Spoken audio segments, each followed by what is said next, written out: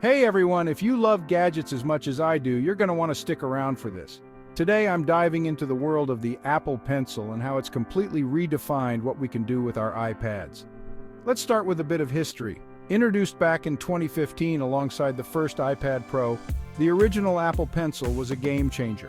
It wasn't just a stylus, it was smart with Bluetooth connectivity and a nifty lightning connector tucked under a removable cap for charging. Fast forward to 2018 and Apple took it up a notch with the second generation Apple Pencil. This bad boy brought some serious upgrades. Think magnetic charging and touch-sensitive areas that boosted your control and apps. It wasn't just about drawing anymore, it was about interacting with your iPad on a whole new level. Now let's talk about the latest model released just last year in 2023. Apple aimed at making the Apple Pencil more accessible, so they introduced a more affordable option. While it stepped back a bit, removing features like pen pressure sensitivity and magnetic charging, it still packs a punch with hover detection capabilities on supported iPads. And yes, this one charges via a USB-C port, no more lightning connector. So what does all this mean for you?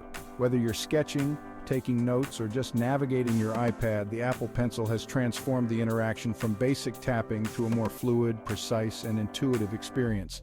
It's about making your iPad not just a tool, but a creative partner that adapts to your needs. And there you have it, folks.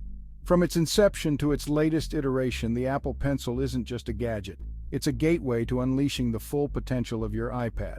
Whether you're a professional artist or a casual note-taker, this tool is designed to enhance how you interact with technology. Thanks for watching, and don't forget to like, subscribe, and hit that bell icon to stay updated on all things tech. Catch you in the next one.